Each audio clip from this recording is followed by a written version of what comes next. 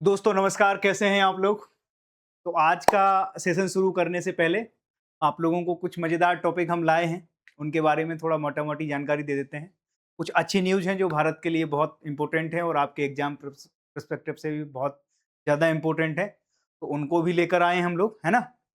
और अब करना क्या है इसके बाद? तो आप लोग देख पा रहे होंगे कि 2 अच्छी न्यूज़ हैं अंतर्राष्ट्रीय संबंधों से। एक तो है कि हमने सेटा साइन किया है किसके साथ?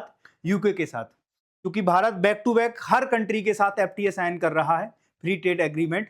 उसमें सबसे पहला जो हमारा जी7 के साथ कोई अगर फ्री ट्रेड एग्रीमेंट हो रहा है, तो पहली कंट्री कौन सी है? वो यूके है। मोटी-मोटी बातें इसमें जान लेते हैं कि इसमें होगा क्या? तो एक नेगोशिएशन बहुत सालों से चल रही थी, लेकिन कुछ ऐसी चीज़ें हुई पूरी दुनिया में अभी हाल ही के घटनाक्रम में कि इससे फिर हमने अपनी जो प्रयासों की गति थी उनको और तेज किया। भारत की तरफ से बहुत सी चीज़ें ऐसी हो रही थी कि डिले कर रहे थे हम लोग के साथ, हमारा नेगोशिएशन इस तरीके से चल रहा था। तो उसमें निकल के जो लब्बो-लुआब आया है पूरी ट्रेड डील में हमारा, वो क्या लब्बो-लुआब आया है और ये कब से प्रभावी होगा उसका भी हमने ड्यूरेशन लिखा है। ये अभी 2026 में 15 जुलाई को ये प्रभावी रूप से जो इम्प्लीमेंटेशन है उसका धरातल पर मूर्त रूप ले लेगा। तो इसमें मोटी-मोटी चीज़ें हैं कि भारत और यूके के बीच में व्यापार आर्थिक एवं व्यापार समझौता, समझे? Comprehensive economic and trade agreement सेटा हमने अभी साइन किया और सेटा इम्प्लीमेंट कब से हो जाएगा? तो ये इम्प्लीमेंटेशन होगा आपका जुलाई से, 15 जुलाई, मिड जुलाई से हमारा ये चालू हो जाएगा और उसमें चीज़ें क्या-क्या हैं, मोटी-मोटी चीज़ें। तो ये सबसे पहली बात है कि ये जी7 का पहला देश बना जिसने भारत के साथ एफटीए साइन किया है। बात समझ में आई?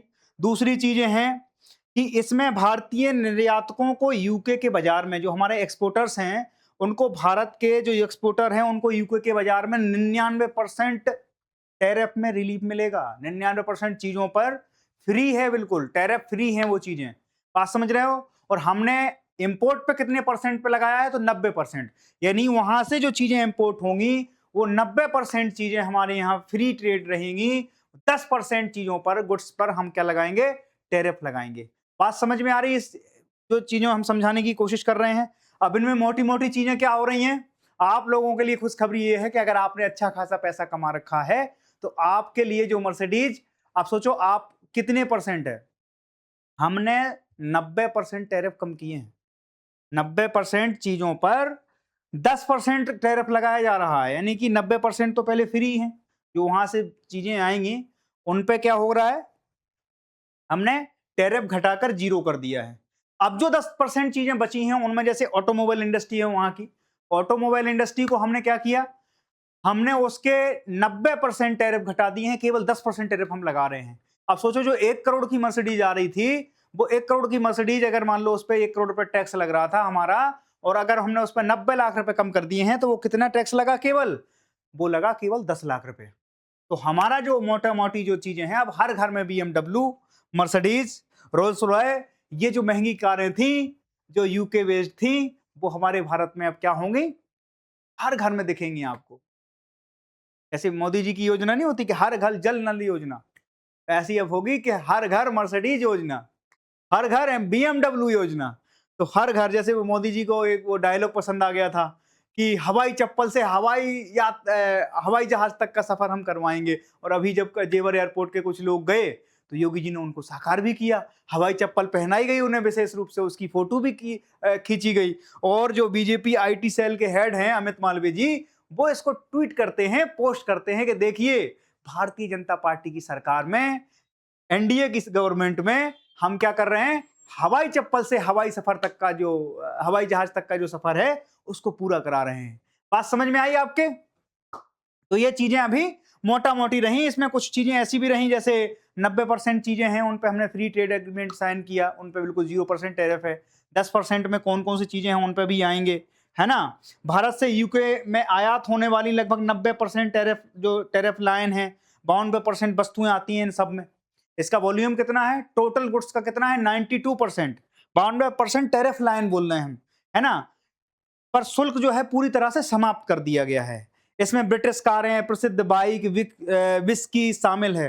अब जो विस्की है भारत में, जो लोग शौकीन हैं, जो अपने आप को मानते हैं कि थोड़ा रॉयल्टी के उस मैं इसका खैर मैं मेरा उससे कोई लेना देना नहीं है, ना मैं इन चीज़ों का वो समर्थक हूँ ना विरोधी हूँ। वो आपकी व्यक्तिगत चॉइस है, आपका व्यक्तिगत पराक्रम है और उसमें मैं कुछ ज़्यादा कमेंट करूँगा नहीं, निजी ज़िंदगी में नहीं करना चाहिए। तो इसके तहत ऑटोमोबाइल टैरिफ को 100% से घटाकर 90% कर दिया गया है। दूसरी चीज़ क्या हुआ और ये कितना हो गया?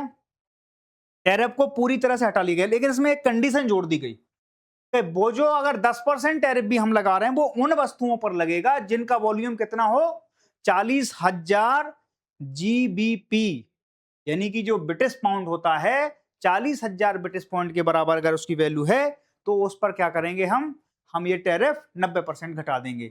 लेकिन अगर 90% तक टैरिफ उस पर घटाएंगे, लेकिन अगर वो 40,000 ब्रिटिश पाउंड से ज्यादा की कीमत की वस्तु है, तो फिर उस पर क्या करेंगे हम, फिर अलग तरीके से उसको अलग कैटेगरी में रखकर उस पर अलग तरीके से डील करेंगे। बात समझ में आ रही है? हाँ, श्रम गतिशीलता और सेवा क्षेत्र में क्या हुआ है कि हमारे जो आईटी इंडस्ट्री से रिलेटेड लोग हैं, जो आईआईटी का नाम से पास आउट बंदे हैं, जो लड़के यहाँ से जाते हैं ग्रेजुएशन करके, एमटेक करके, बीटेक करके, उनको क्या करेंगे हम, उनको डिजिटल गवर्नेंस और हेल्थ केयर के क्षेत्र के लिए साल भर में लगभग 100 अतिरिक्त वीजा और आसान नियम बनाएंगे। वीजा क्यों आसान करेंगे वो लोग? क्योंकि उन्हें वहां के अपनी कंट्री के ऑपरेशन के लिए, अपने देश की तरक्की के लिए भारत का टैलेंट इंपोर्ट करना है। तो उसके लिए वो क्या कर रहे हैं, यूके के जो गवर्नमेंट है वो क्या कर रही है, उसके लिए क्या इनिशिएटिव लिए जा रहे हैं कि भाई वो वीजा नियमों को थोड़ा सा अपने फ्लेक्सिबल बना रहे हैं, लचीला बना रहे हैं, और यहां से वीजा की जो संख्या है उसको और बढ़ा रहे हैं, ताकि वहां पर आईटी से रिलेटेड, हेल्थ केयर से रिलेटेड लोग, और ये बात अपनी बड़कपन है इस बात में भारत का कि हमारे जो आईटी से रिलेटेड लोग हैं, जो हेल्थ केयर से रिलेटेड लोग हैं, उनकी दुनिया में धूम मची पड़ी है। ठीक है, तो इसके लिए उन्होंने क्या किया, अपने कानूनों में थोड़ा सा फ्लेक्सिबिलिटी लाई है, लचीलापन लाया है। तीसरी चीज जो है, कुशल श्रमिकों और छात्रों के लिए वीजा मापदंडों में ढील दी गई है। अभी जो वीजा के नियम थे वहां बहुत सख्त थे। अब जो उन्होंने अपने साथ अभी एग्रीमेंट चल रहा है, या हमने जो सेटा साइन किया है, उसके तहत ये चीज निकल के आई है कि भाई हम वीजा जो जो हम एजुकेशन वीजा जो होता है उसको भी थोड़ा सा लचीला बनाएंगे। इससे क्या होगा, यहाँ से बहुत सारे लोग वहाँ की जो प्रमुख यूनिवर्सिटियां हैं उनमें पढ़ने के लिए सुगमता से जा सकते हैं। ठीक है, सामाजिक सुरक्षा योगदान पर दोहरे कराधान, जैसे डबल टैक्सेशन को कम करने का प्रयास होता है, वहां पर क्या चीजें चलती हैं कि उसमें अगर कोई चीज ऐसी होती है तो वहां डबल टैक्सेशन का सिस्टम है, उसमें भी अब वो कह रहे हैं हम रिलैक्सेशन देंगे। ठीक है, और क्या है, संवेदनशील क्षेत्रों को संरक्षण मिला है, जैसे भारत का जो है घरेलू उद्योग, उसको हमने ज्यादा नहीं खोला है। विशेष रूप से किसानों और डेयरी के तहत अभी बहुत ज्यादा, अभी हमारा जब ट्रेड डील हो रही है यूएसए के साथ, तो बहुत ज्यादा हंगामा काटा गया पूरे देश में। विपक्ष ने कहा सत्ता पक्ष से देश की, के साहब आपने तो अमेरिका के हाथों देश को बेच दिया। सत्ता पक्ष का यह तर्क था कि मैंने डेयरी इंडस्ट्री के साथ कोई कंप्रोमाइज नहीं किया, इसीलिए अमेरिका हमारे ऊपर प्रेशर दे रहा है, क्योंकि वो चाहता है कि हमारे डेयरी सेक्टर में उसकी एंट्री हो जाए। अब इससे होता क्या है, कोई भी वहाँ की जो का नाम से व्यवस्था है पशुओं को चारा देने की, या वहाँ पर जो सप्लीमेंट दिए जाते हैं पशुओं को, उसमें यह माना जाता है कि कुछ ना कुछ ऐसे तत्व भी मिलाए जाते हैं जिनमें कुछ नॉन वेज के जो पार्टिकल्स हैं वो मिला के फिर उनको जो प्रोडक्शन है उनको बढ़ाने के लिए वो लोग इस तरीके के यूज करते हैं। हमारे यहाँ खैर ये व्यवस्थाएं नहीं हैं। हमारे यहाँ जो गाय वगैरह हैं हम उनको बहुत सेंसिटिव तरीके से देते हैं, क्योंकि हमारे यहाँ दूध केवल अपने न्यूट्रिशन का पूर्ति का एक आधार नहीं है।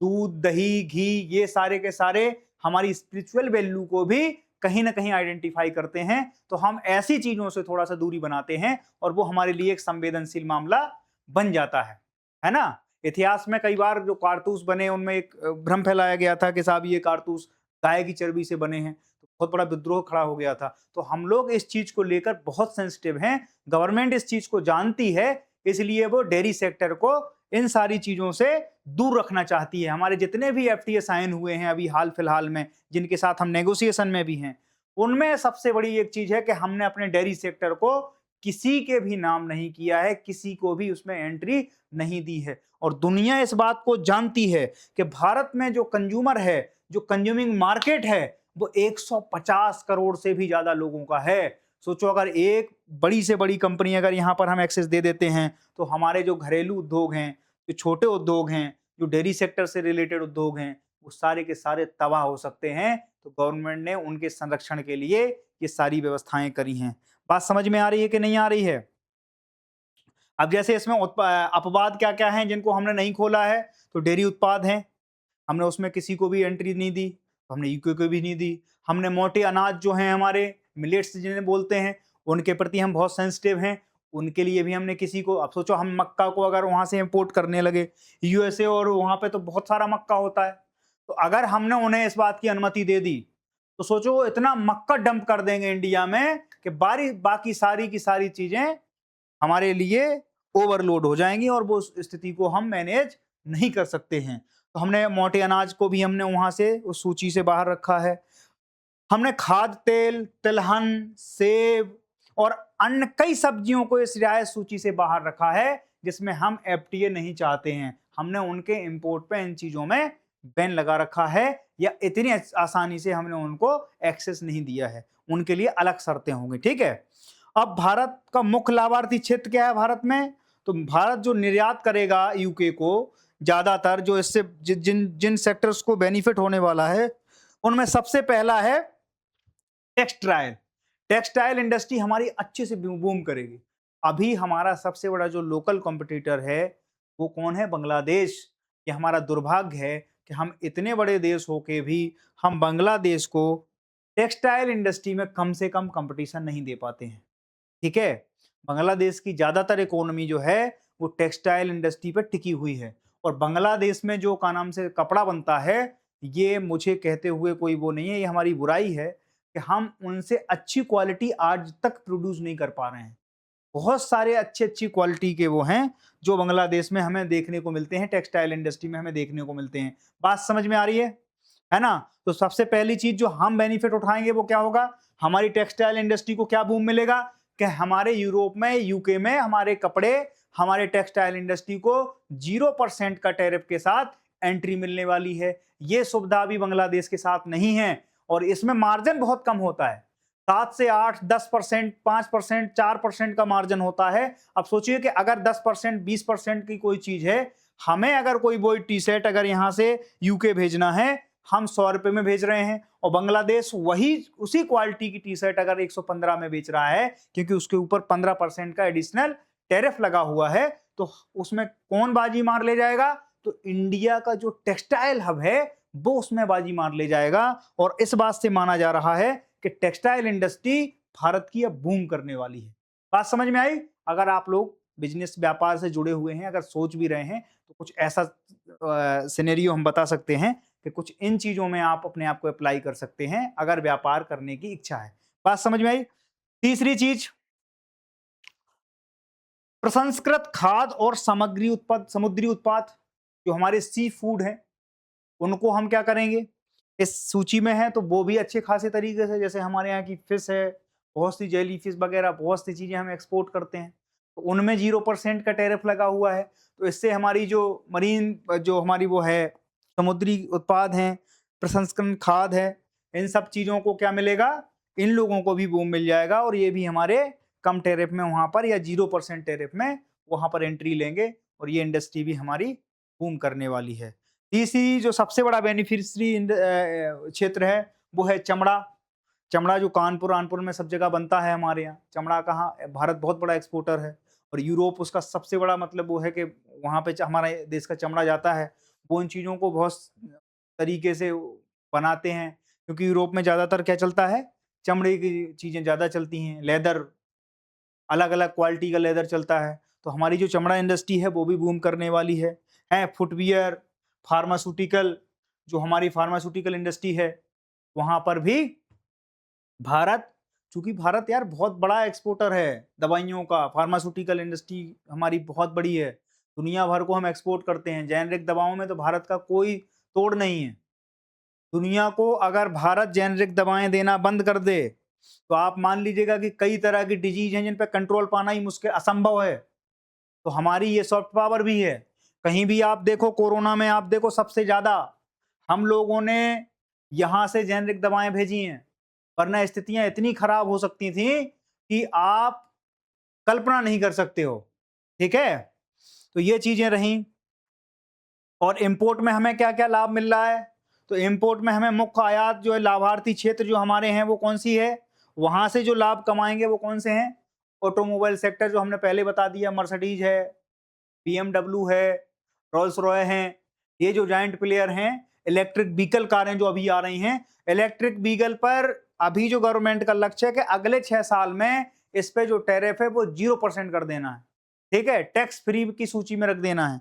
क्योंकि इससे क्या होगा? क्योंकि ये वातावरण के लिए बहुत अच्छी चीजें हैं, वातावरण में इससे शुद्धता आती है।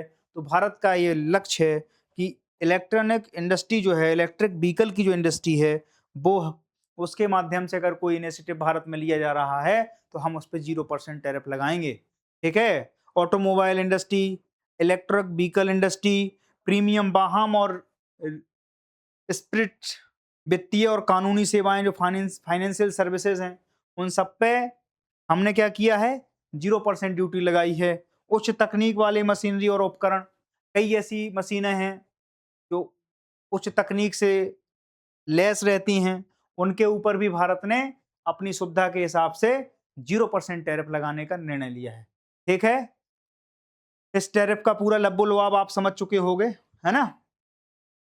और भारत ब्रिटेन विजन 2035 का केंद्र बिंदु जो है, 2030 तक द्विपक्षीय व्यापार को कितना करना है? 2030 तक हम लोगों के जो आपसी व्यापार का हमारा लक्ष्य है, भारत और यूके के बीच में द्विपक्षीय व्यापार, वो $100 अरब का है 2030 तक, है ना? अमेरिकी डॉलर हमें 100 अरब अमेरिकी डॉलर का हमें 2030 तक अपना द्विपक्षीय व्यापार है उसको बढ़ाना है। और इससे भारतीय इकोनॉमी क्या हो जाएगी? बढ़ेगी, बूम करेगी। सोचो, एक समय चाइना ने ये सारी चीजें कर रखी थी, चाइना आज कहाँ पहुंचा? अगर हमने उस समय अपनी आर्थिक गतिविधियों को दुनिया के लिए खोला होता, 1991 का अगर रिफॉर्म नहीं आया होता, एलपीजी की नीतियां नहीं आई होती, तो आज हम जिस स्थिति में हैं उससे भी नीचे स्तर पे होते। बात समझ में आ रही है आपके, है ना? और इसकी प्रमुख चुनौतियां क्या क्या हैं? तो गैर टैरिफ बाधाएं, यूके के कड़े श्रम कानून जो हैं वो इसमें बहुत बड़ी बाधक बनते हैं, है ना? क्योंकि वहां पर जो श्रम कानून है, लेबर लॉज हैं, वो बहुत तगड़े हैं, वो हमारे लिए बहुत बड़ी दिक्कत है। और पर्यावरण के नियम बहुत तगड़े हैं वहाँ पर। अगर हमारे यहाँ से कोई चीज़ें जाएँगी तो उन्हें ये समझ में आता है कि भाई ये वातावरण के लिए क्या चीज़ें हैं, कोई खतरा पैदा तो नहीं कर रहे हैं। उस पर उन्होंने बहुत तगड़े लॉज बना रखे हैं, वो हमारे लिए चुनौती है। सख्त बौद्धिक संपदा, आईपीआर जिसे बोलते हैं, उसके ऊपर भी हमारी दिक्कतें उनके साथ हैं, है ना? तो ये सारी चीज़ें हैं, लेकिन उसके बाद भी भारत की विन-विन सिचुएशन है ना? ओवरऑल जब हम इसका ब्यौरा देंगे, उसकी चुनौतियाँ लिखेंगे, तो चुनौतियों में ये सारी चीज़ें लिखेंगे, लेकिन जब हम उस पूरे के पूरे बाद में जब इसकी पूरी व्याख्या करेंगे, तो भारत के लिए ये विन-विन सिचुएशन इस तरीके से हम इसको प्रेज़ेंट करेंगे लिखने में, ठीक है? घरेलू उद्योग पर दबाव भी होगा, यूके की बड़ी-बड़ी ऑटोमोबाइल इंडस्ट्री हैं, अब बाधाएँ इनमें ये भी समस्या है, जो समस्या का पार्ट मैं बता रहा हूँ। कि ऑटोमोबाइल इंडस्ट्री जो है, अगर वो आपके यहाँ पर आएगी, तो हमारे जो लोकल हैं, जैसे महिंद्रा हो गई, टाटा हो गई, इनके ऊपर एक अतिरिक्त दबाव बढ़ेगा, है ना?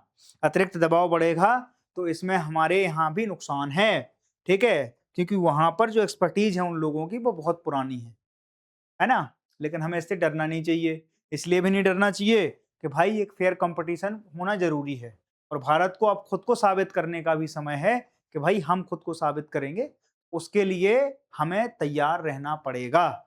बात ठीक है? अब दूसरी चीज इसी में अंतर्राष्ट्रीय संबंध में एक चीज और आई है। भारत इजराइल ऑडिटिंग समझौता हुआ है अभी, है ना?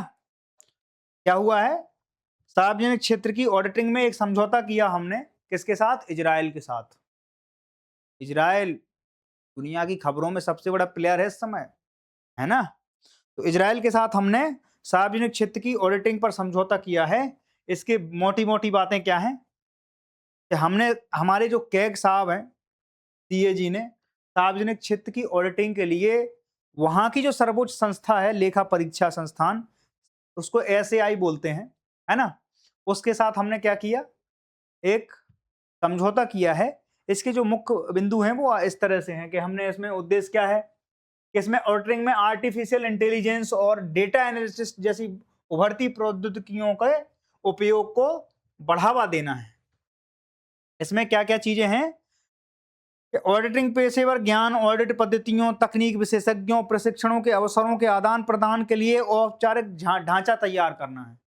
अब होता क्या है, कैग का सबसे पहले वो समझो आप, कैग का काम क्या है, जितनी भी बैलेंसिंग सीट होती है किसकी, स्टेट गवर्नमेंट या फिर केंद्र सरकार की, जो भी बैलेंस सीट होती है उसका ऑडिट कौन करता है, तो वो सीएजी करता है। कोई गड़बड़ी होती है तो सबसे पहले कौन रिपोर्ट पब्लिश करता है, कैग पब्लिश करता है।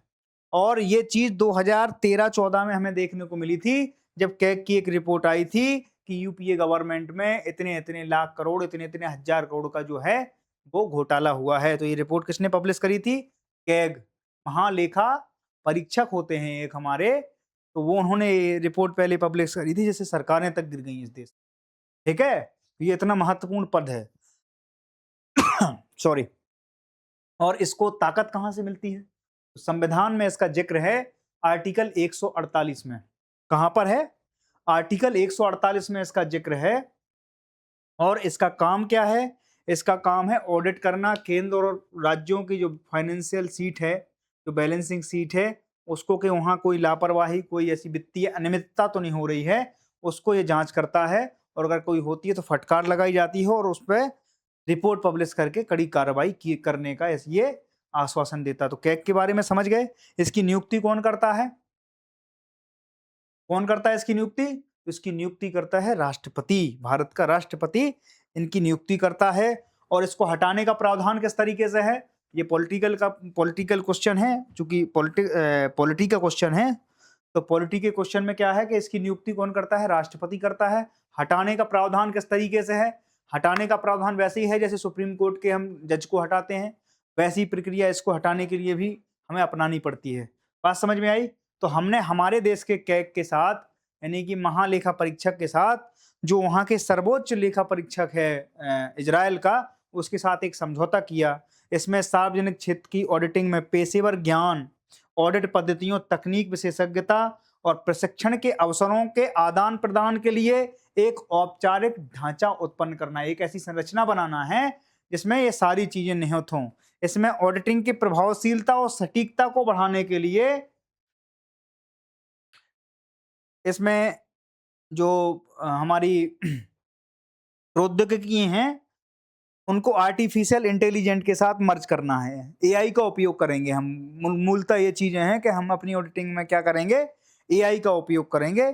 और इसका राजनीतिक और कूटनीतिक महत्व क्या है, क्यों कर रहे हैं हम आखिर ये सारी चीजें, तो इसका महत्व इस वजह से बढ़ जाता है कि इस समझौता से भारत और इजराइल के बीच केवल रक्षा और व्यापार तक सीमित नहीं रहकर प्रशासनिक और वित्तीय जवाबदेही के स्तर पर भी संबंधों में क्या लाई जाएगी, मजबूती लाई जाएगी। हम केवल रक्षा के क्षेत्र में नहीं जुड़े रहे हैं उनसे, अब हम वित्तीय हेरा फेरी अगर कहीं पे दिखाई देगी तो वहां पर भी हमारे इस समझौते से क्या होगा, वो स्थितियां मजबूत करने के प्रयास किए जाएंगे। दोनों देशों के शीर्ष नीति निर्माता सार्वजनिक प्रशासन में पारदर्शिता, जवाबदेहिता यानी ट्रांसपेरेंसी, अकाउंटेबिलिटी और इनोवेशन को बढ़ावा देने के लिए इस पद्धति को लाए हैं, है ना। हमारे यहाँ इनोवेशन में हेल्प हो सके, हमारे यहाँ ट्रांसपेरेंसी आ सके। बहुत सी चीज़ें ऐसी थी जो पहले हिडन थी, अब उनको कोशिश कर रहे हैं गवर्नमेंट कि ये सारी चीज़ें ट्रांसपेरेंट हो सकें, कोई अकाउंटेबिलिटी बन सके। अगर मान लो कहीं करप्शन हो रहा है, तो हमने तुम्हें पहले ही कहा था कि गवर्नमेंट किस चीज़ पे काम करेगी, सजा तो देना एक क्षणिक चीज़ है कि बहुत शॉर्ट टर्म वाली बात हो गई, इस चीज को फिर दोबारा कोई रिपीट ना कर पाए, इसके लिए एक ऐसी संस्था तैयार कर देना है कि वो इशू जो है वो हमेशा के लिए खत्म हो जाए। बात समझ में आई। कोई भी काम गवर्नमेंट करेगी तो वो इशू बेस्ड करेगी कि भाई शॉर्ट टर्म में तो हम इसको स्टिचिंग वगैरह कर देते हैं, लेकिन अगर घाव लंबा है तो उसका इलाज भी लंबे तरीके से और पूर्णतः हमें लॉन्ग टर्म के हिसाब से कि इस घाव में कोई नासूरता ना आ जाए, उसके लिए काम करना है। बात समझ में आ रही है। इजराइल के स्टेट कंट्रोलर के यूरोपीय सर्वोच्च लेखा परीक्षक संगठन के अध्यक्ष होने के कारण भारत को यूरोपीय और वैश्विक ऑडिटिंग मानकों के साथ तालमेल बिठाने में मदद मिलेगी। इजराइल के जो स्टेट कंट्रोलर के यूरोपीय सर्वोच्च लेखा परीक्षा संगठनों के जो हेड हैं, वो आजकल कौन है? वो इजराइल के ही है। तो उससे भारत को क्या मिलेगी? भारत को एक मदद मिल जाएगी कि जो वैश्विक ऑडिटिंग मानक हैं, उनके साथ भारत कैसे तालमेल बिठाएगा। जो उन्होंने अपने इंडेक्स सेट कर रखे हैं दुनिया ने, उससे हम अपने आप को कैसे एक दूसरे को मर्ज कर पाएं, इसके बारे में हमें उससे सहायता प्रदान मिल जाएगी। लेकिन इसकी चुनौतियां क्या क्या हैं, उसके बारे में समझ लेते हैं। तो चुनौतियां इस तरीके से हैं कि डेटा संप्रभुता और सुरक्षा। अब आप डेटा संप्रभुता के साथ कंप्रोमाइज कर रहे हैं। हमारा डेटा किसके साथ शेयर हो रहा है? इजराइल के साथ शेयर हो रहा है। और इजराइल के साथ शेयर हो रहा है तो उस दिक्कत क्या है? आपको समझ में आना चाहिए कि कुछ साल पहले विपक्ष ने एक आरोप लगाया था, भारत की विपक्ष पार्टी ने आरोप लगाया था, लगभग ज्यादातर विपक्षी पार्टी ने आरोप लगाया था कि साहब हमारी जो है, हमारी खुद की प्राइवेसी को गवर्नमेंट जो है वो बेच रही है। और वो बेच किस तरीके से रही थी? हमारे डेटा को कंप्रोमाइज कैसे कर रही थी? तो उनका कहना था कि इजराइल बेस्ड एक मेलवेयर बनाया था इजराइल ने। वो कौन सा था? वो था पेगासस। पेगासस का आपने नाम सुना होगा। तो पेगासस को ऐसा रिपोर्टों में आया और कई ऐसे जो थिंक टैंक थे उन्होंने सूचना दी थी कि भारत सरकार जो उनके विरोधी लोग होते हैं, उनके मोबाइल में पेगासस इंस्टॉल करवा देती है और उनकी सारी की सारी सूचनाएं, सारी उनकी जानकारियां वो अपने उसमें लेती रहती है। तो इजराइल के साथ जब हम ये चीजें कर रहे हैं, तो यानी कि हम अपना डाटा उनके साथ शेयर कर रहे हैं, तो वहां पर चीजें, संवेदनशीलता वहां पर बढ़ जाती है। बात समझ में आ रही है? डेटा संप्रभुता को खतरा है इसमें, क्रियान्वयन की जटिलता है, दोनों देशों की प्रशासनिक व्यवस्था अलग अलग है, सार्वजनिक वित्तीय प्रबंधन और वित्तीय प्रक्रियाओं में भिन्नता हो जाए दोनों देशों में, और साझा रणनीतियों को जमीनी स्तर पर लागू करने में बहुत सी चुनौतियां हो सकती हैं। इजराइल छोटा सा देश है, उसकी एक फॉरेन पॉलिसी है, उसके साथ कोई कुछ भी करेगा सीधा उठा के बम मार देता है। बाद में कहता है कि बड़े भाई तुम भी आ जाओ। कौन बड़े भाई? कौन है उनके? तो बड़े भाई हैं उनके डोनाल्ड ट्रंप साहब, अमेरिका। वो कहता हमने बम मार दिया है साहब, अब आप लाइए बड़े बड़े, तो आप भी मारिए। लेकिन भारत के साथ ऐसी स्थिति नहीं है। हम एक रिस्पॉन्सिबल कंट्री हैं। हम जब युद्ध चालू करेंगे तो खत्म भी हम ही करेंगे। हमारे साथ ऐसी स्थितियां नहीं है कि टेबल पे बैठो, हम कह रहे हैं बंद कर दो तो बंद कर दो। बात समझ में आ रही है कि नहीं? तो हमारे साथ वो जटिलताएं बहुत सी हैं कि भाई हमारी इम्प्लीमेंटेशन अलग है, वहाँ की भौगोलिक स्थितियाँ अलग हैं, वहाँ की वित्तीय संरचना अलग है, हमारे यहाँ की वित्तीय संरचना अलग है, वहाँ की प्रशासनिक व्यवस्था अलग है, हमारे यहाँ की प्रशासनिक व्यवस्था अलग है। सोचो अगर इजराइल जैसी प्रशासनिक व्यवस्था इंडिया में लागू हो जाए तो फिर कितना हो जाए, चार चांद लग जाएं इस देश में। वहाँ की पुलिसिंग अलग तरीके से काम करती है, वहाँ की खुफिया एजेंसी अलग तरीके से काम करती है। मोसाद का नाम सुना होगा आपने। वैसा कहते हैं कि मोसाद पानी में भी नहीं छोड़ती अपने दुश्मन को। हमारी अब जो रॉ है वो भी नहीं छोड़ती। हम बहुत सारी चीजों में बहुत आगे निकल गए हैं। हम कई जगह तो इतने आगे निकल गए हैं कि इजराइल भी नहीं निकल पाया, उससे आगे निकल गए हैं हम, है ना? तो कई जगह हमें एक दूसरे में तालमेल बिठाने में दिक्कत है। तो ये थे हमारे दोनों के दोनों क्वेश्चन, है ना? अब इनमें दोनों में क्वेश्चन थोड़ा सा देख लेते हैं, है ना? तो आधुनिक ऑडिटिंग प्रथाओं को बढ़ावा, संस्थागत क्षमता सुदृढ़ीकरण और बेहतर निर्माण समर्थन, और दोनों देशों के बीच दीर्घकालिक सहयोग से ये सारी चीजें संभव हो पाएंगी। ठीक है, तो ये सारी चीजें हमने समझ ली।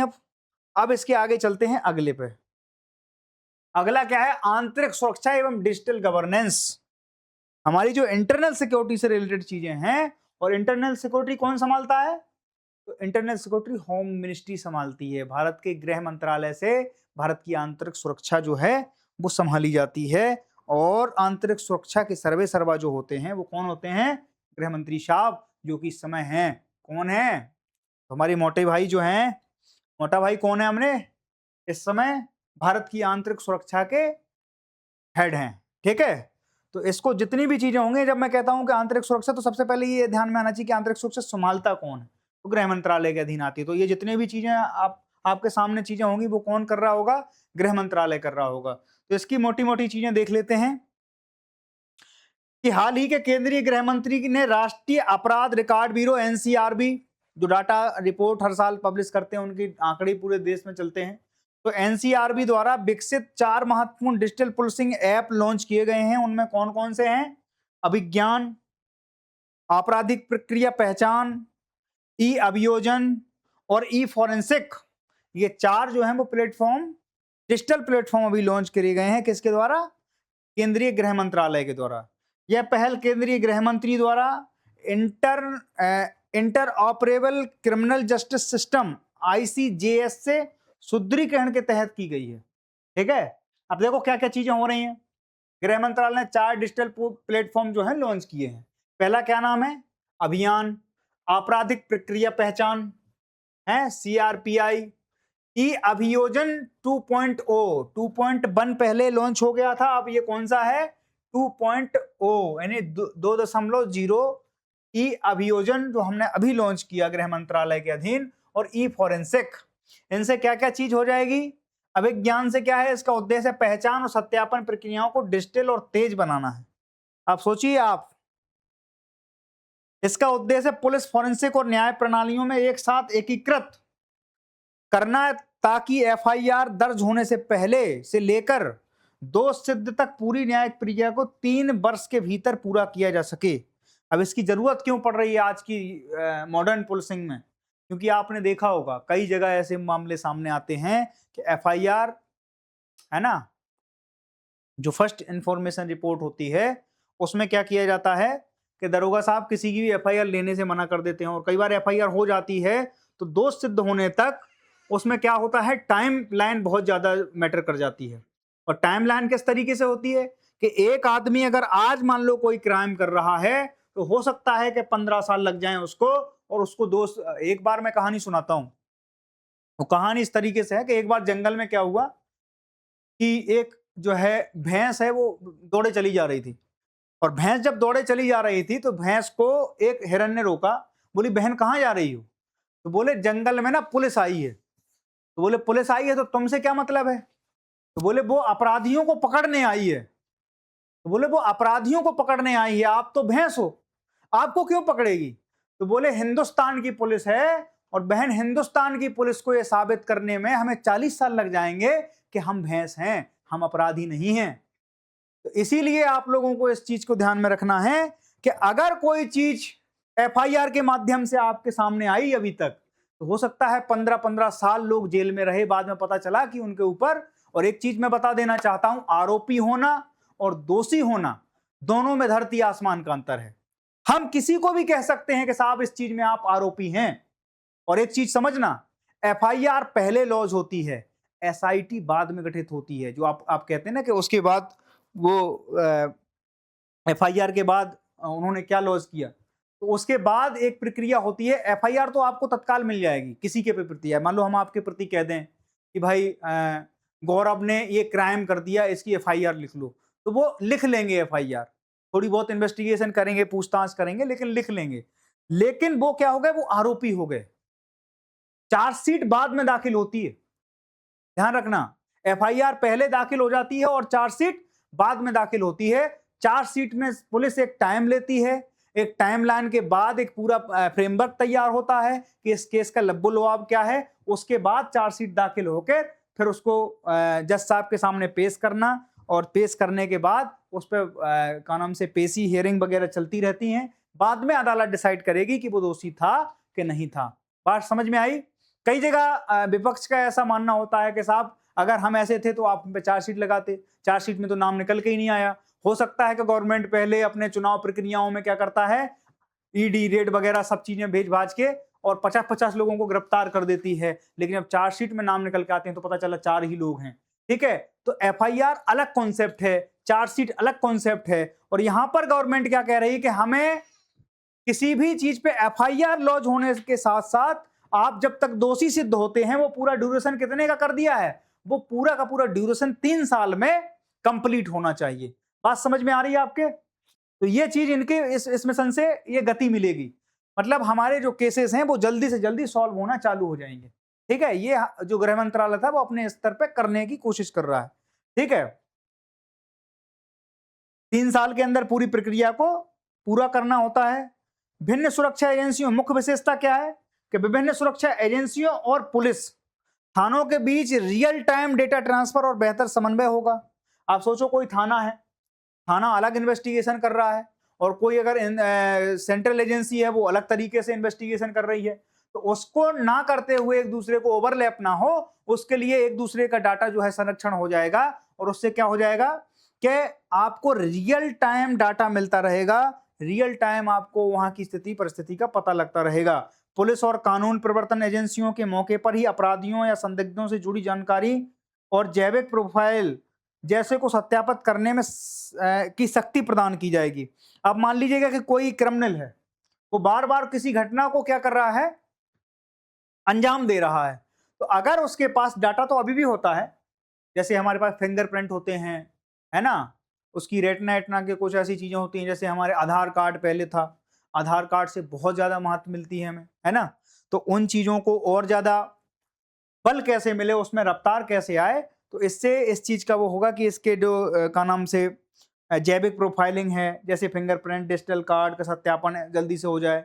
कृत्रिम बुद्धिमत्ता एआई का भी उपयोग होगा, जिससे आधुनिक सुरक्षा प्रणालियों को क्या मिलेगा कि सामने समान पुलिसिंग में भी डिजिटल पहचान और ट्रैकिंग को मजबूत करने में आसानी मिल जाएगी। ठीक है, और इसका महत्व क्या हो जाएगा, ये चीज हम कर क्यों रहे हैं, इसका महत्व क्या है, तो इसका महत्व केवल इस तरीके से देखा जाएगा कि इससे प्रशासनिक जवाबदेहिता बढ़ेगी, पुलिस के कामकाज में मानवीय हस्तक्षेप या कम देरी होगी। अभी क्या हो रहा है, करप्शन का भी एक बहुत बड़ा कारण इसलिए भी हो जाता है कि जब हमें पता लग जाए कि ऐसी चीजें हो रही हैं, जैसे अब कैमरे लगा दिए हैं, कहाँ पर, रोड पर कैमरे लगा दिए हैं। पहले क्या होता था, आपको एक स्टोरी बता रहा हूँ, और स्टोरी नहीं है, रियली है, कि आप कहीं बाइक लेके गए आज से 10 साल पहले, तो वहां पर ट्रैफिक पुलिस वाले खड़े हैं। अब ट्रैफिक पुलिस वाले जैसे ही खड़े हैं, तो ट्रैफिक पुलिस वाले क्या करते थे कि भाई हाँ 3,000 का वो है, आपका चालान है। तो वो कहता था कि साहब 3,000 के चालान की व्यवस्था, तो फिर 300 रुपये का भी चालान है, वो आपको कुछ पर्ची अर्ची नहीं देंगे, 300 रुपये आप उनकी जेब में डाल दीजिए और निकल जाइए। इससे क्या होता था कि जब आपको पता है कि सर, उससे क्या होता था, करप्शन में इजाफा होता था। और बाद में जब डिजिटल कैमरे लगा दिए गए रोड पर, तो उसमें उनका हस्तक्षेप कम हुआ। हस्तक्षेप कम हुआ तो अब मान लो कि अगर रियल टाइम आपके पास डाटा है, कोई गाड़ी 50-60 की स्पीड का अगर वहां पे पैमाना है कि 60 की स्पीड से ज्यादा नहीं भगाएंगे, आप 90 की स्पीड में ले जा रहे हैं, सामने कैमरा लगा हुआ है, सामने कैमरे ने आपकी फोटो क्लिक करी, गाड़ी नंबर देखा, और वहां से सीधा ऑनलाइन चालान आपके उसमें आ जाता है, मेल पे आ जाता है, आपके मैसेज पे आ जाता है कि आपका आज चालान कट चुका है। उसमें रीजन भी देते हैं कि आप इतने इतने किलोमीटर पे ड्राइव कर रहे थे, या आप अपना का नाम से जो है बेल्ट नहीं लगाए, सीट बेल्ट नहीं लगाए थे अपने उसमें ना, तो वो सारी चीजें वो खुद ही एनालाइज कर लेता है। पहले जो दे के छूटने की व्यवस्था थी, अब नहीं है, तो आदमी अब डर के चलाता है कि भाई यहाँ पर किसी की नहीं चलती, यहाँ कोई किसी की सुनेगा नहीं। ठीक है, तो इस केस में भी यही होगा कि अकाउंटेबिलिटी बढ़ेगी, एक तो पुलिस की जवाबदेहिता बढ़ेगी। अब सोशल मीडिया का दौर है, अभी बिहार में जो एक अभी कांड हुआ, भरत तिवारी करके एक लड़का था, उसको पुलिस ने क्या किया कि उसने कोई फायर आयर किया होगा, तो पुलिस ने कहा कि अपने हथियार रख दो, हथियार जैसे ही रखे तो उसको शूट कर दिया। तो अब वो जो फर्जी एनकाउंटर वाली सिस्टम है वो भी खत्म हो जाएंगे, क्योंकि यहाँ पर क्या हो रहा है, एआई का भी उपयोग हो रहा है। तो जो भी गलत होगा, दूध का दूध और पानी का पानी जो व्यवस्था रखी गई है, इस वाली चीजों से उसमें एक बल मिलेगा, एक सकारात्मकता हमें देखने को मिलती है। ठीक है, साथ ही अपराधियों का एक राष्ट्रव्यापी डिजिटल डेटाबेस तैयार हो जाएगा, है ना, एक राष्ट्र व्यापी जो है डेटाबेस तैयार हो जाएगा। अब मान लो यूपी का कोई खूंखार अपराधी है, अगर वो वहां किसी भी जगह देखा गया, कहां पर, तमिलनाडु में देखा गया या बेंगलुरु में देखा गया, तो कर्नाटक सरकार के पास हाल के हाल अलर्ट आ जाएगा कि फलाना आदमी यहाँ घूम रहा है। और वहां से पता होगा, चूंकि हमारा कम्युनिकेशन हो गया है सेंट्रल से, केंद्रीय एजेंसियों से इनका सीधा कम्युनिकेशन है, डाटाबेस हमारे पास है ही, तो वहां से पता लग जाएगा कि इस पे कितने केस चल रहे हैं। और आज के ज़माने में बिना किसी कैमरे के तो कोई बच ही नहीं सकता, हर जगह कैमरे हैं, हर जगह उसका एक्सेस है। तो सेंट्रल एजेंसियों को इससे, उनके डाटाबेस से अपराधियों को पकड़ने में तेजी हो जाएगी, है ना। अंतर्राज्यीय अपराधों और आंतरिक सुरक्षा के खतरों से निपटने में बहुत बड़ी मदद मिल जाएगी इस पूरी चीज़ों से, है ना। और चुनौतियां क्या हैं इससे, निजता के अधिकार का हनन होगा। सोचो आप अभी यूपी से हैं, आपका डाटा अभी था यूपी गवर्नमेंट के पास, अब जो डाटा है वो कहाँ पहुंच गया, कर्नाटक गवर्नमेंट के पास भी पहुंच गया, तमिलनाडु गवर्नमेंट के पास भी पहुंच गया, और अगर ठीक ठाक सेंध मार दी किसी ने तो फिर दुनिया के, फिर डार्क वेब पे भी घूम रहा है। पता चला भारत के कई लोगों का डाटा डार्क वेब पे सुनने में आई, ऐसी खबरें आई, ऐसी रिपोर्ट छपी, भारत के इसका एम्स का डाटा, भारत के आधार कार्ड का डाटा लोग वहाँ पर सेल परचेज कर रहे हैं। तो इसलिए निजता का हनन भी है ना? डेटा सुरक्षा और न्यायिक परीक्षण में कमी, डेटा लीक का जोखिम भी है। तो ये सारी चुनौतियाँ भी हैं इसके साथ। कोई सुविधा आती है तो उसके साथ चुनौतियाँ भी आती हैं। बात समझ में आई? इन सारी चीज़ों का एफआईआर दर्ज, अभियान पहचान सत्यापन, जाँच मामले की ट्रैकिंग, ई अभियोजन 2.0 अभियोजनकार 3 वर्ष के अंदर पूरी प्रक्रिया ये पूरी पूर्ण होनी चाहिए। पुलिस फॉरेंसिक और न्यायिक प्रणालियों का एकीकरण, पारदर्शिता और जवाबदेही, अकाउंटेबिलिटी बढ़ेगी।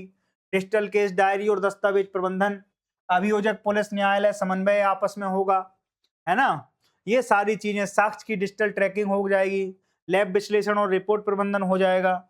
ये सारी की सारी चीजें आपके इस पूरे के पूरे प्लान में हैं। इससे क्या होगा, एक जो हमारे सिटीजन सेटिस्फेक्शन है उसमें बढ़ोतरी आएगी, जो कि गवर्नमेंट करने का प्रयास कर रही है। बात ठीक है? तो अगला जो टॉपिक है वो हम आपके सामने लाए हैं, आर्थिक विकास एवं अवसंरचना, है ना? इकोनॉमिक डेवलपमेंट और इंफ्रास्ट्रक्चर, हम इसके बारे में पढ़ेंगे। सबसे पहले है जहाज पुनर्चक्रण, शिप रिसाइकलिंग जो है,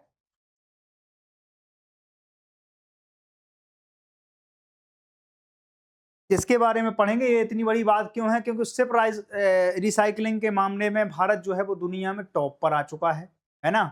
भारत सरकार ने पत्तन पोत परिवहन और जलमार्ग मंत्रालय की रिपोर्ट के अनुसार भारत तय समय से पहले ही दुनिया की अग्रणी शिप रिसाइकलिंग देश बन गया है।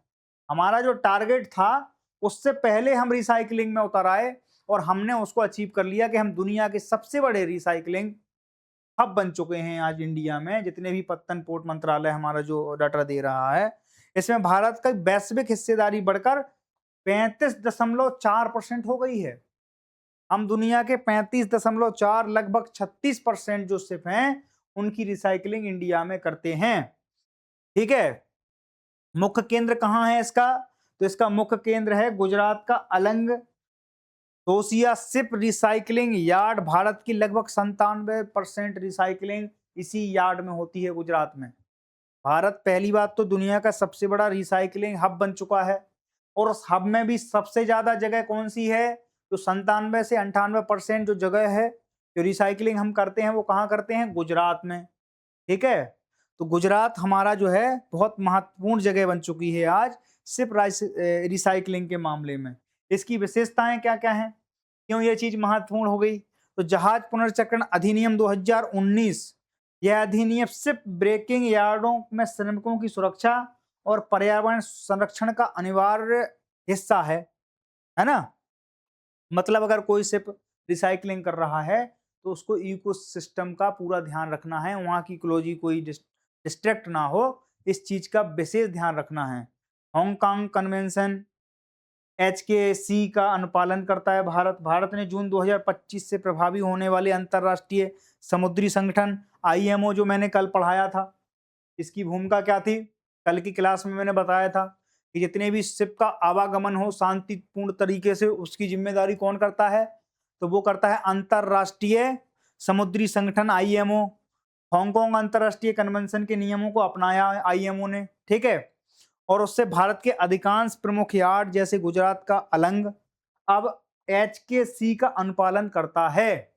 तो भारत का जो कानून बेंचमार्क भी है वो भी ठीक ठाक है। अब हम सारे के सारे जो अंतरराष्ट्रीय मानक हैं उनको पूरा करते हैं। शिप रिसाइकलिंग क्रेडिट स्कीम भी हमने लॉन्च करी थी। इसके तहत HKC अनुपालन वाले भारतीय यार्डों में जहाजों का रिसाइकलिंग करने वाले जहाज मालिकों को जहाज के स्क्रैप मूल्य का 40% क्रेडिट नोट दिया जाता है। मतलब अगर आप पूरे के पूरे मानक पूरे कर रहे हैं तो आपको जहाज की जो मूल्य है, स्क्रैप मूल्य है उसके, मतलब उसको रिसाइकलिंग करने में, तो उसका 40% क्रेडिट नोट दिया जाता है, जिसका उपयोग भारत में नए जहाज निर्माण परियोजनाओं के लिए किया जाता है। इस 40% का उपयोग हम कहाँ कर सकते हैं? जैसे हमें कोई वाउचर मिल जाता है, कहाँ से? अमेजोन से। जब हम कोई वहां से शॉपिंग करेंगे तो उस 40% को वो भुना लेगा। ठीक है, यानी भारत सरकार में जब हम कोई नया शिप निर्माण करेंगे तो ये जो 40% नोट की हमें जो गारंटी मिली है इसको वहां हम लगा देंगे तो वहां से क्या होगा, वहां से ये क्लियर हो जाएगा और भुन जाएगा। ठीक है। मैरीटाइम अमृतकाल विजन 2047, इसका उद्देश्य भारत को सतत जहाज जीवन चक्र प्रबंधन का एक वैश्विक केंद्र बनाना है और 2047 तक भारत को शीर्ष 5 जहाज निर्माण देशों में शामिल करना है, हमारा लक्ष्य है। और 2047 का एक और लक्ष्य है जो आपको बताना है कि भारत जो है वो विकसित देशों की सूची में आ जाएगा 2047 तक, ऐसा हमारा लक्ष्य है। 1947 से 2047 यानी 100 साल की साइकिल, भारत गरीब देश से, विकासशील देश से विकसितशील देशों की ओर आकर्षित होगा, उसकी ओर हमारी जो यात्रा है वो चल रही है। तो हमारा एक लक्ष्य ये भी है। और दूसरा लक्ष्य जो हम अभी बता रहे हैं आपको कि मैरीटाइम विजन जो है अमृतकाल विजन 2047, इसका उद्देश्य क्या है कि भारत को टॉप 5 में जहाज जीवन चक्र प्रबंधन का वैश्विक मंच पे टॉप 5 में भारत आए, इस तरीके के लक्ष्यों को लेकर हम आगे बढ़ रहे हैं। बात समझ में आई? तो इसका दुनिया का सबसे बड़ा शिप्स रिसाइकलिंग यार्ड कहां पर है? तो गुजरात में है। और गुजरात में क्या है, दुनिया का सबसे बड़ा शिप्स रिसाइकलिंग हब क्यों है? क्योंकि पर्यावरण अनुकूल और सतत प्रक्रियाएं, हम सारे पैरामीटर हैं उनको फॉलो कर रहे हैं। प्रत्यक्ष और अप्रत्यक्ष रूप से लाखों लोगों को रोजगार मिल रहा है। विदेशी मुद्रा अर्जन के महत्वपूर्ण योगदान हम दे रहे हैं। अब रिसाइकलिंग क्रेडिट नोट क्या है? मॉड्यूल के माध्यम से पुराने जहाजों के स्क्रैप को नए जहाजों के निर्माण से जोड़कर एक स्थायी समुद्री मूल्य श्रृंखला विकसित कर रहे हैं। हम उसको पैसे नहीं दे रहे हैं। अब इससे क्या होगा, आप समझने की कोशिश करो। हम किसी स्क्रैप के 40% नोट को हम क्या कर रहे हैं, क्रेडिट नोट दे रहे हैं उसको। तो वो क्या करेगा, अब उसके लिए प्रोत्साहित करेगा ताकि वो कोई नया शिपयार्ड फिर से तैयार करे। तो 40% तो उसका यही हो गया, 60% और वो लगाएगा। इससे क्या होगा, इससे एक चीज हो जाएगी कि जहाजों के निर्माण में लोग ज्यादा से ज्यादा इंटरेस्ट लेंगे, लोग ज्यादा से ज्यादा इसके बनाने की कोशिश करेंगे और हमारी एक श्रृंखला प्रॉपर तैयार हो जाएगी। तो इससे जो हमारा 2047 का लक्ष्य है उसको धरातल पर उतारने में हमें मदद मिलेगी। ठीक है। भारत के पुनर्चक्रित जहाजों से देश की कुल द्वितीयक इस्पात सेकंड स्टील आवश्यकताओं का लगभग 10 से 15% हिस्सा होता है। इससे प्राकृतिक लौह अयस्क संसाधनों पर निर्भरता कम होती है। आप सोचिए कि हम लौह अयस्कों को जमीन से निकाल रहे हैं और उससे बढ़िया है कि हमें वहीं से वो चीजें प्राप्त हो जाएं, क्योंकि लौह अयस्क तो वही है ना, उसी से तो बना है वो। तो इससे हमारे जो संसाधन है उन पर दबाव भी कम पड़ता है और इन चीजों से हम अपनी जो पूर्ति है उनको पूरा कर लेते हैं। ठीक है। ब्लू इकोनॉमी और रोजगार। ठीक है। अब गुजरात के गांधीनगर में गिफ्ट सिटी के भारत में पहले राष्ट्रीय एआई रिसर्च संस्थान को मंजूरी दी गई, जिसका संचालन भारतीय आर्टिफिशियल इंटेलिजेंस अनुसंधान संगठन AIIRO करेगा, है ना। दूसरी चीज क्या थी इसमें? दूसरी चीज है राष्ट्रीय इंटेलिजेंस एआई रिसर्च संस्था कहाँ है? गुजरात के गांधीनगर में बनाई गई है। ठीक है। तो एआई के मूलभूत और अनुपयुक्त अनुसंधान को बढ़ावा देना इसका मुख्य लक्ष्य क्या है? विशेषताएं यही है कि इसके अनुसंधान को जो हम R&D कर रहे हैं, और R&D क्यों कर रहे हैं? क्योंकि पूरी दुनिया इन्वेस्टमेंट कर रही है आजकल। एआई के शेयर देखिए, एनवीडिया के शेयर देखिए आप। अगर शेयर मार्केट से जुड़े हुए लोग हैं, एनवीडिया चिप बनाता है, तो चिपों की जो इंडस्ट्री है, जैसे हमारे यहाँ वेदांता वगैरह इसमें उतरे थे, अभी एनवीडिया के साथ उनका कोलैबोरेशन हुआ था।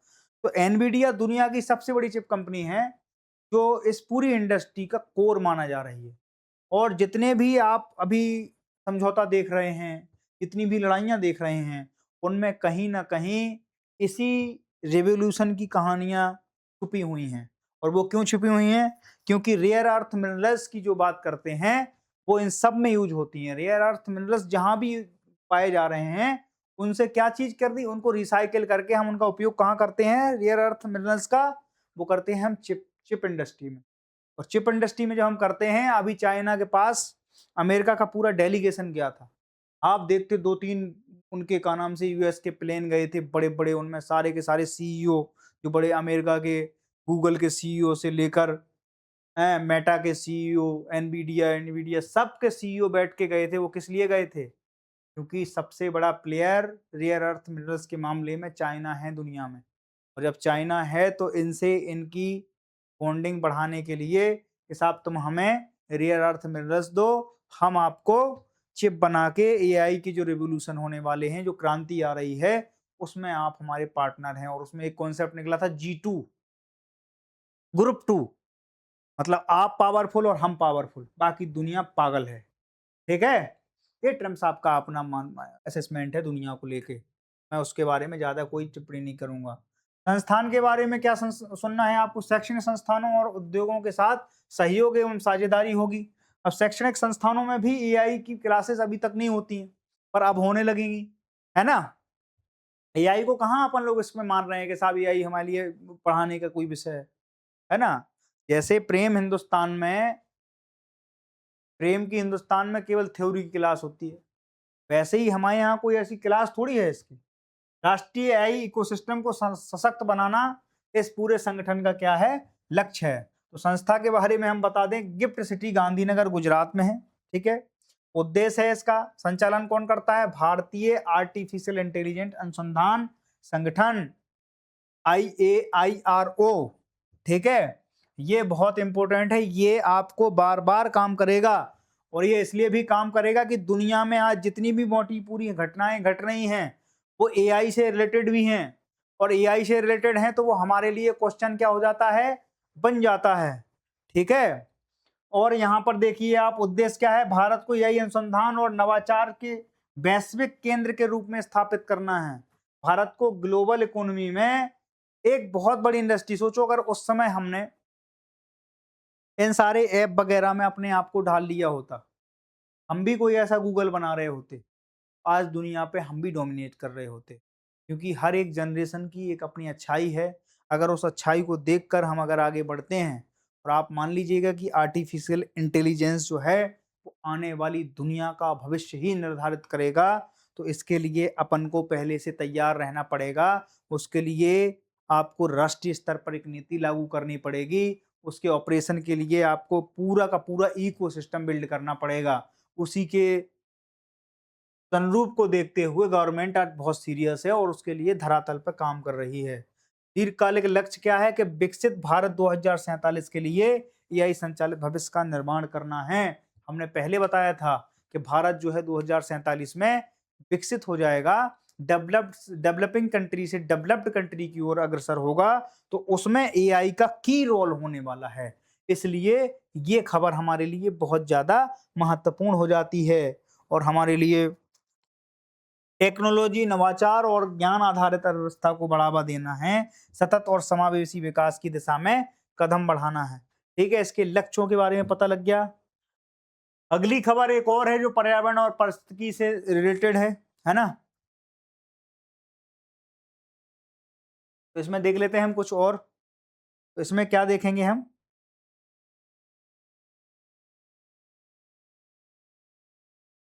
और वो जो एआई का जो मैं मॉडल अभी पढ़ा के आपको आया हूं, उसमें एक चीज और ध्यान रखना कि पीपीटी मॉडल पर आधारित है। गवर्नमेंट क्या करती है? प्राइवेट पब्लिक पार्टनरशिप के हिसाब से चीजें रखती है, जिसमें पब्लिक की मतलब गवर्नमेंट की हिस्सेदारी होगी और प्राइवेट सेक्टर की भी हिस्सेदारी होगी। तो दोनों की हिस्सेदारियों को साथ में लेकर गवर्नमेंट इस चीज को लेकर आगे जाना चाहती है। ठीक है? इससे R&D में मौका मिलेगा चीजों को, है ना?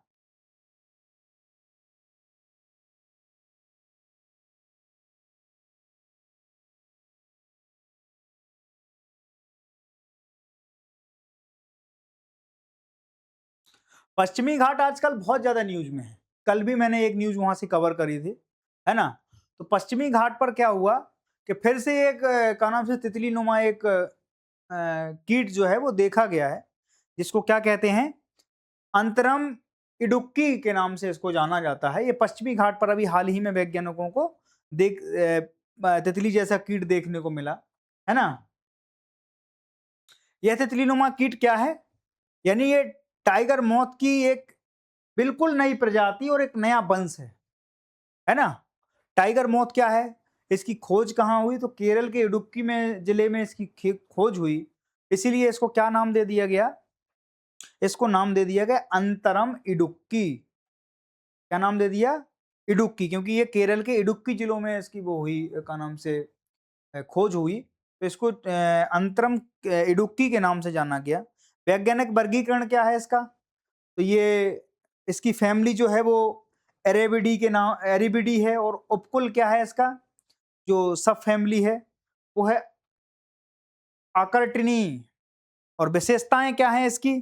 तो स्कीट की बाहरी शारीरिक संरचना पंखों के पैटर्न और जननांग संबंधी रूपात्मक विशेषता से, यानी कि जेनिटल मॉर्फोलॉजी और अन्य ज्ञात प्रजातियों से भिन्न होने के कारण ये हमारे लिए महत्वपूर्ण हो जाती है। अंतरम जो इसका वंश है वो अंतरम तरीके का है, तो इसलिए हम इसको क्या कह रहे हैं? अंतरम इडुक्की। वर्तमान में यह प्रजाति केवल केरल के इडुक्की क्षेत्र में एक सीमित दायरे में पाई जाती है, इसलिए यह आवास विखंडन और जलवायु परिवर्तन के प्रति अत्यंत संवेदनशील है। वैज्ञानिकों के अनुसार यह एक दुर्लभ प्रजाति है। ये कौन सी प्रजातियों में है? ये दुर्लभ प्रजातियों में है। और इसका अंतरम इडुक्की जो है, इसका वंश का नाम है अंतरम इडुक्की। क्यों है? क्योंकि ये वहां उस जिले में पाई गई है। यह प्रजाति जो है टाइगर मॉथ परिवार से है। इस वंश अंतरम की स्थापना की गई, जिसकी पहली प्रजाति अंतरम इडुक्की है। यह खोज पश्चिमी घाट में हुई, ये सब मैं बता चुका हूं आपको। और जो चीजें इसके परागकण में भूमिका, टाइगर मॉथ प्रमुख रूप से रात के समय सक्रिय होते हैं, जिससे यह कीट रात के समय खिलने वाले पौधों के परागकणों की भूमिका को निभाते हैं। अब ये कब काम करती है? रात में काम करती है। तो रात में जब काम करेगी तो रात में जो फूल खिलेंगे तो उनके परागकणों को एक दूसरे पे यहाँ से वहां तक ले जाने में इसकी महत्वपूर्ण भूमिका हो जाती है, जिससे वो प्रजातियां जो खतरे में थी वो भी बढ़ जाती हैं। ये एक प्रजाति ऐसी है जो बहुत ज्यादा संकटाप्रस्त प्रजाति मानते हैं अपन। खाद्य श्रृंखला का हिस्सा है, इससे इसके लार्वा और बैक्स कीट पक्षियों, चमगादड़ों और अन्य जीव जंतुओं के लिए भोजन का एक प्रमुख स्रोत है। जो रात में चमगादड़ वगैरह, उल्लू वगैरह जो देखे जाते हैं ना, चमगादड़ों के मुख्य भोजन की व्यवस्था ये कराती है। तो जैविक संकेतक जो है इसमें सूक्ष्म परिवर्तनों के प्रति अत्यंत संवेदनशील है ना, इसलिए ये दुर्लभ प्रजाति है, क्योंकि ये बहुत ज्यादा संवेदनशील है, सेंसिटिव है, अल्ट्रा सेंसिटिव है ना। और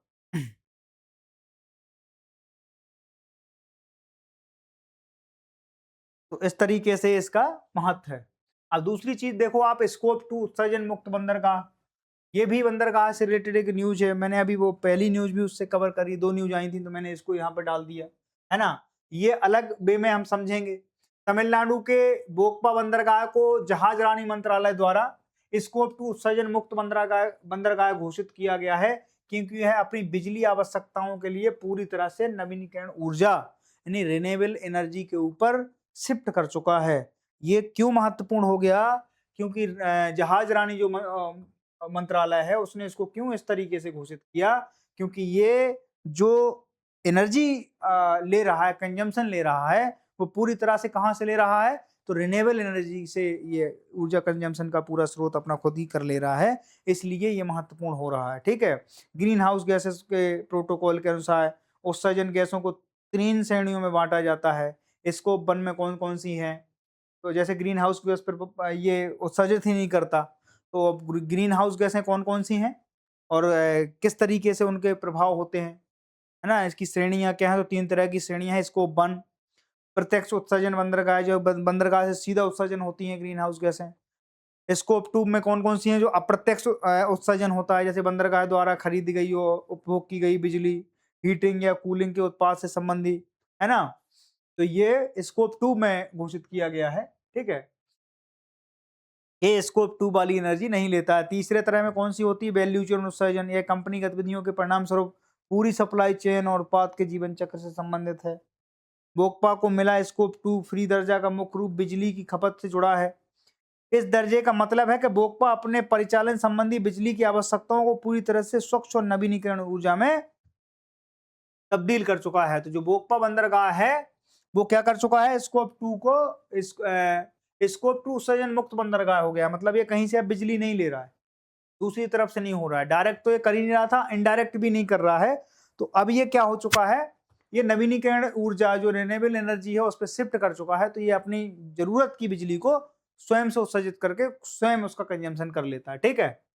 100% बिजली आवश्यकताओं के लिए नवीनीकरण ऊर्जा और पवन ऊर्जा पर निर्भर है, ठीक है। CO2 स्कोप 2 जो है, CO2 खरीदी गई बिजली से होने वाले उत्सर्जन का पूर्ण उन्मूलन कर लेता है। यह उपलब्धि भारत के स्वच्छ और टिकाऊ बंदरगाहों की दिशा में एक महत्वपूर्ण कदम है, ठीक है। तो ये हम इन चीजों पे भी शिफ्ट हो रहे हैं, मतलब केवल हमारा शिपयार्ड इसलिए नहीं बन रहा है कि हम 2047 तक साहब शिपयार्ड बना के तैयार कर देंगे। उसमें हम बहुत सी चीजें ऐसी भी कर रहे हैं, जो बंदरगाह है हमारे, हमारी जो समुद्री क्षेत्र हैं, उनमें जो चीजें हम गतिविधियां कर रहे हैं, उन पे हम इस चीज पे भी ध्यान दे रहे हैं कि हमारा जो ज्यादा से ज्यादा संचालन हो वो रिन्यूएबल एनर्जी से रिलेटेड हो। बात समझ में आई? ठीक है। अब देख लेते हैं लास्ट का, अंतिम और लास्ट। अभी अभी पद्म पुरस्कारों की जो है घोषणा हुई थी, और उनमें बहुत सी चीजें होती हैं, मैं उसकी कैटेगरी के बारे में आपको बता देता हूँ, है ना।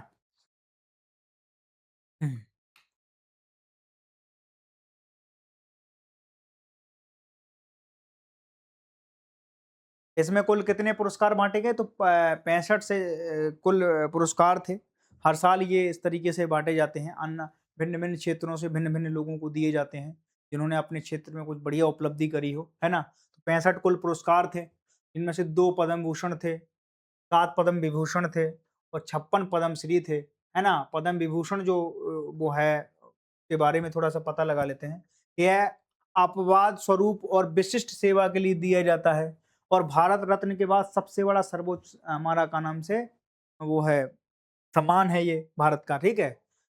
यह उच्च क्रम विशिष्ट सेवाओं के लिए प्रदान किया जाता है, ठीक है। और यह किसी भी क्षेत्र में विशिष्ट सेवा के लिए प्रदान किया जाता है। ध्यान रखना, इनका अंतर विशेष है, क्योंकि ये अंतर पूछता है आपसे, कभी नहीं पूछेगा कि कितने किसको कितने कब मिले, क्योंकि ये हर साल की घटना है।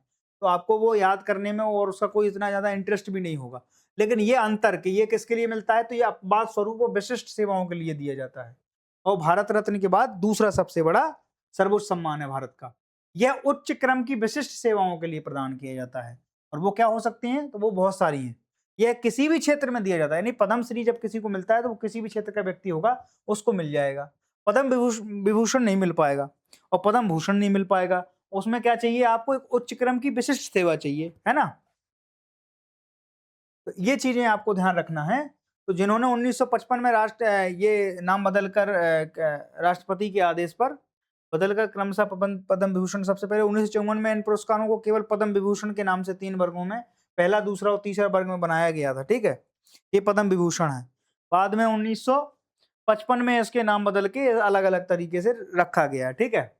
तो ये है, और इसकी पद्म विभूषण का जो इतिहास है वो हमने आपको बता दिया है, ठीक है। और ये देता कौन है, तो राष्ट्रपति देती हैं। 1954 में पद्म विभूषण की स्थापना हुई, ठीक है। इसकी स्थापना कब की गई थी, तो आजादी के काफी साल बाद की गई थी। बात समझ में आ रही है? तो ये था आज का सेगमेंट। हमने बहुत सी चीजें इसमें कवर करी। जो चीजें हमें लग रही थी कि इनको थोड़ा विस्तार में बताने की जरूरत है, ये बार बार आपको समझने है, वो है। इसमें ज्यादा कुछ ऐसा है नहीं, मैंने इसको ज्यादा आपको बताने की कोशिश इसलिए नहीं करी है कि इसमें ज्यादा केवल अंतर आपको पता होना चाहिए, इसलिए मैंने। और ध्यान रखना कि ये कभी भी आप किसी भी व्यक्ति को जब ये मिलता है, तो उसमें स्पष्ट लाइन लिखी गई कि विजेता इन पुरस्कारों का उपयोग अपने नाम के आगे या पीछे उपाधि के रूप में नहीं कर सकते हैं। इसकी एक विशेष खासियत यही है कि जब आप किसी को ये देते हैं ना, तो वो ये नहीं कहेगा कि साहब भारत रत्न ये, पद्म विभूषण ये, पद्म भूषण ये नहीं करना है, ये कानूनन गलत है, ठीक है। तो ये था आज का सेगमेंट। आप लोगों को कैसा लगा हमें कमेंट करके बताना, है ना। कल से कुछ और बढ़िया चीजें लेके आएंगे, और हमारी कोशिश है कि बहुत जल्द हम ना अ, हिंदू के और इंडियन एक्सप्रेस के जो एडिटोरियल और उनके आर्टिकल छपते हैं, उनके ऊपर एक नई सीरीज चालू कर रहे हैं। तो उसमें भी कुछ अच्छी चीज़ें मिलती हैं, अगर हमें टॉपिक मिलते हैं, क्योंकि वो बहुत ज़्यादा महत्वपूर्ण हो जाते हैं, तो उनके बारे में भी आपको बताएंगे। तब तक के लिए थैंक यू।